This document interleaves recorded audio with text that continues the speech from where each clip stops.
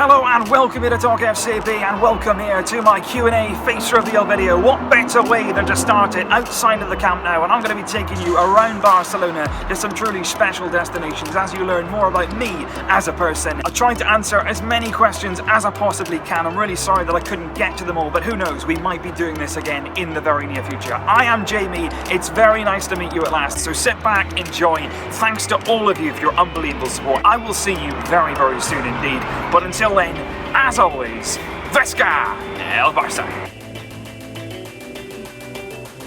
What better way to start this Q&A video than outside a place that has heralded the likes of Messi, Piqué, Iniesta, Xavi. The old La Masia building is right here, and we will be kicking off with the Q&A, with the face reveal, right now.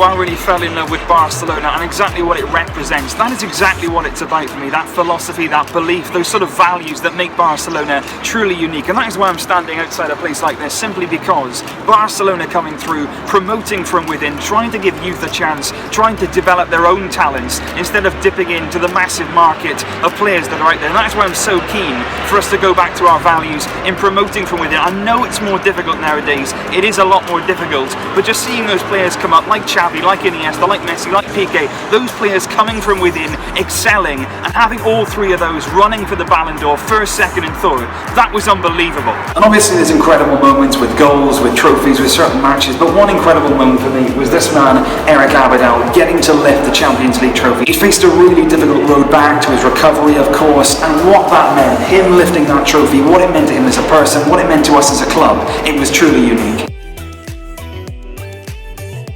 And that goes on to FIFA Mateo's question here, who does actually own my thumbnail graphics, so a massive thank you for his help so far on the channel. And I basically started following Barcelona back in the days of Ronaldinho, of Puyol, two very, very different players, but fantastic personalities. Ronaldinho, I think, just captured so many people's imagination on the pitch. He always played with a smile on his face, and he was absolutely unbelievable as a kid to sit down and watch that kind of quality, that talent, and just the fact that he loved playing every time he went out on the pitch. It was unbelievable to watch. And then there's Puyol at the complete other end of the spectrum, a warrior, a leader, somebody who had so much drive and determination. He was a fantastic captain of Barcelona, the best defender I have ever seen play the game, and somebody who we will never replace. His leadership, his passion to get us over the line, win, drive the team on, it cannot be replicated. What two fantastic players, and that is where I discovered my love of Barcelona and the love of football, because that was at its purest. A lot of people obviously very interested in how old I am. I think I'm probably a bit younger than many of you expected. Some of you have seen my face in the past. I am currently 20 years old. My birthday is on the 13th of April. I'll be 21 on that date, and that is also the same day as Carlos Puyol. Destiny, that is. Former Barcelona captain, same birthday as mine. Quite a few of you know this already, but I am from the United Kingdom, and in particular I am from Wales. I know a lot of you are trying to sort of distinguish where my accent comes from. I'm not really sure either, to be honest. It's not really a Welsh accent. I'm kind of a cross in the middle of something, but I am from Wales, which is in the UK.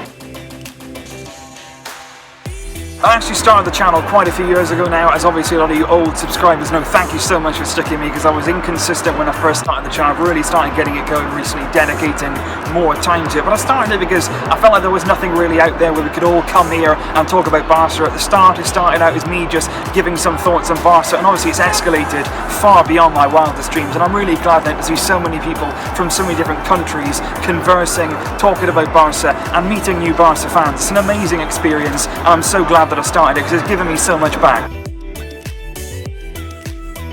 My first game at the Camp Nou was back in March of 2008, just before the whole Pep era, and just arriving at the stadium, I remember coming in the taxi, my hotel was quite close to the stadium, and just seeing it for the first time, the enormity of it, absolutely incredible, and the whole occasion was amazing. There's about 80,000 people in the stadium, it was pretty full then, and I really enjoyed the occasion. 4-1 the game finished, players like Puyol, players like Xavi were out there, Henry, Eto'o, and as a kid coming here for the first time, amazing experience. Obviously I try to come to the Camp Nou as often as I possibly can. Living in the UK is really good for that, only 2 hours away on the plane. I know a lot of you guys live so far away and it's really expensive and difficult to get here, so I'm very, very lucky to be so close. I try and come here every single year, I try and come here every season to see a game, and what I do try and do is when I do come, schedule it for a time where there's 2 games. Like in this visit, I can come for a week and I can see the league game and also the Copa. I've seen League and Champions League as well in the past, so I do try and come as often as possible and every single year if I can.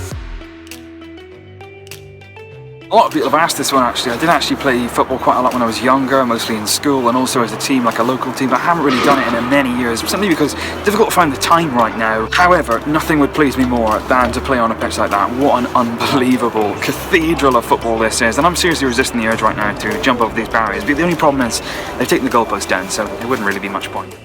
Now I know you guys are wondering, why is there so many adverts in this guy's videos? Well, the answer is just behind me, yeah? See the one in the middle? I'll be going home on that thing tonight, so thank you all for your incredible support. But all jokes aside, I'm actually walking back to the hotel tonight, so there's that. All jokes aside, that does bring me on to a question here from Messi Masterclass, who actually designed the Talkfcb logo, so a massive thank you for your help there. But obviously, with regard to adverts, I do apologise. Now, the problem is right now, this isn't like a job for me. I don't do it for the money, because right now I do actually have to do another job. I'm sort of a 50-50 split. My job currently is in shipping, and right now I'm having to sort of balance my time between doing that and focusing on the channel. And I would absolutely love, in the future, to be able to full out do all about the channel, all about Talkfcb. It would allow me to give you a lot more guys, a lot more consistency, a lot more uploads, and I would love to be in that position in the future, and that is certainly what I'm working towards.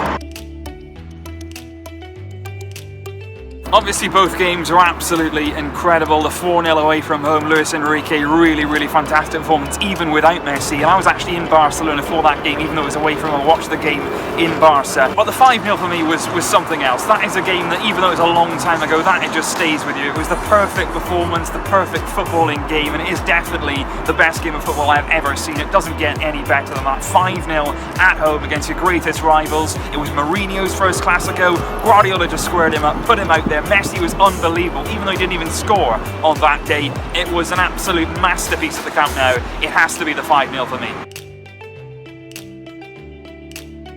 There have been some really sad moments with Barcelona over the past few years. You think of Tita Villanova, that was an absolutely tragic incident that happened. It was so unexpected, that just hit everybody so strongly. Obviously Johan Cruyff quite recently, that was really difficult as well. Somebody, an iconic figure in our history, very sad. But in terms of a personal moment, obviously not like those two, but a personal sad moment, back in 2010, Inter against Barca, it was one of those games that we just never looked like winning. It was just like one of those that you just knew wasn't going to happen. Mourinho, you know what he's like, parading around the pitch against Pep. We deserved it, we really did. There was some bad decisions that happened on the day, and there was a moment where Bojan scored. There wasn't many minutes to go, and if we'd have scored that goal, we would have been going through. We would have been possibly progressing to the latter stage of the Champions League. An unbelievable moment it would have been. I ran out the room celebrating, going absolutely crazy. This is it, we've done it, unbelievable. I must have been out 13 at the time, and then somebody came out to the kitchen and said, the goal's been disallowed, and I broke down in tears. I absolutely cried my little heart out, and that was a tragic moment for me. Arguments in real life over Barca, I think, have happened to us all. I think we've all been in situations where people just don't really get it, and obviously living in the UK, everybody's all about the Premier League, and that was pretty difficult to live with, you know, people banging on about the best league and Barcelona not really having competition, etc. And I've had countless arguments about Sergio Busquets because people just don't seem to understand what he brings to the Barcelona team. I remember saying time and time again, he's one of our most important players, you know, during the Pepe or when he was coming through, so instrumental, and people were just saying, you know, he's not even that good, you know, play Yaya Toure instead of him. There's players in the Premier League who could easily play that role in Barcelona, and you just no, just get it in your head. He's vital for us. In terms of favourite goals, it has to be this man, Andres Iniesta. Obviously, Sergio Berto in the remontada comeback was unbelievable, but this goal was something else. Absolutely iconic. The moment, the feeling, what it led to, of course, a historic season. Iniesta, the man himself, he doesn't score many goals, but when he does, you can bet it's going to be important.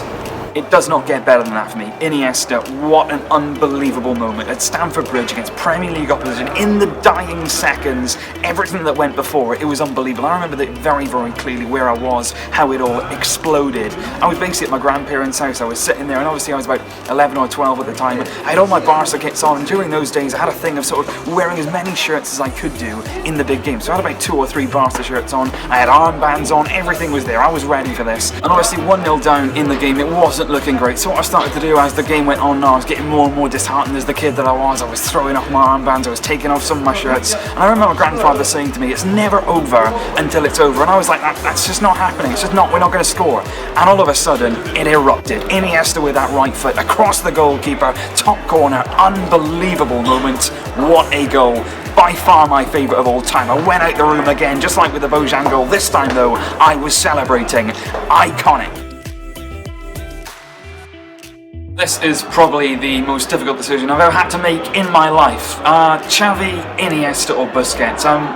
I've been thinking about this and I've been trying to decide, but I can't do it. It would be like parents picking between their children, but even more difficult than that. I can't do it. All of them, unbelievable. I can't choose. Very good question, really, and there's 2 different ways to look at this answer. First of all, I don't think it's ruined football, but I do think we have to be careful. We can't just start sort of going everything off the stats that we see on the internet. You've got to watch the game, make your own assumptions, make your own conclusions from what you're seeing, and not always be based around those stats and the numbers that we do see online so often. But one incredible thing that I think it has done is give us all a platform to put our opinions out there, and that's exactly what we've been doing, all of us together, and we wouldn't have been able to do that without the internet getting all together in one place as a Barca community. So it has been good in that aspect, but we do have to be careful and know where to draw the line. I know a lot of people wondering about this as well. Obviously in the UK it would have been very likely that I would support a Premier League team, but to be honest, a lot of people talk about glory hunter supporters, but if I'd supported somebody like Man United, they're not a local team for me either. So United and Barca, it wouldn't really make any difference. The only difference is it's not in the same country. But I just chose Barcelona because I love the style of football, I really like the environment of La Liga, and I just think the Premier League, there was a lot of people, like I said earlier on about my argument, who think the Premier League is the best thing since sliced bread, and I just think the Premier League is a fantastic league if you like that kind of thing, and I can appreciate it, but I just went with La Liga and with Barcelona. Barca against Roma in the group stage back in 2015. That was an incredible game, 6-1 that finished. And I also went in 2016, which is one of my best games that I've been to so far. Barca against Man City, Guardiola's return, Claudio Bravo got sent off and got applauded on his way off, and Messi as well with an incredible hat-trick. That was the perfect game that I went to.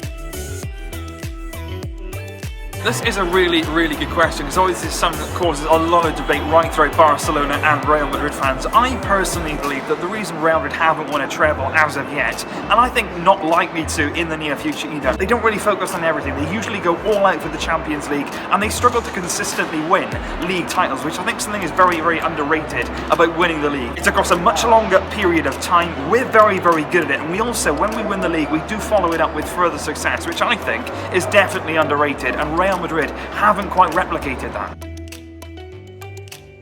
I mean, over the years, obviously I've been incredibly lucky to see the likes of Messi, Iniesta, players of that calibre on the Camp Nou pitch, but it was really special, I think, to see Ronaldinho, especially growing up. I spoke about him being one of my idols, one of the reasons I started watching Barcelona. I actually went up to Scotland just to watch him in a pre-season friendly against Hearts, and I also saw him when he actually came back to the Camp Nou with AC Milan in the Joan Gamper Trophy, and he did a whole lap around the pitch, a lap of honour. Everybody was on their feet applauding him, and that was a really cool moment for me as a kid, watching one of my idols.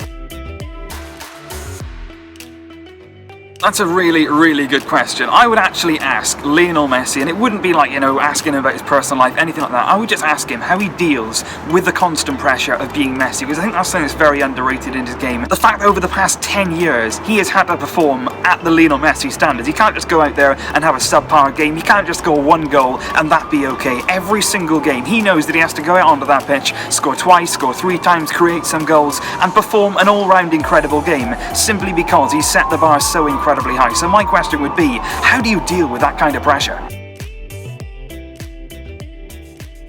The answer, in short, to this question is yes, I do. But I think the story that I'm about to give you is quite a unique one and does have quite a close connection with Barca. We actually met on Twitter, believe it or not, that does happen. And I basically slid in the DMs after the defeat at Real Sociedad. 1-0 we lost at the Anoeta. At the start of the year, you'll remember it, Luis Enrique apparently was going to be sacked. There was big arguments in the camp. Barca's season suddenly going downhill. And obviously we carried on talking from that defeat. We obviously carried on talking months and months and months. And our first meeting was actually here in Barcelona. We went to a game together and everything escalated from there. Now we live together, we are together, remain together, and we're both Barca fans, and it's incredible really to have somebody with me that shares the passion.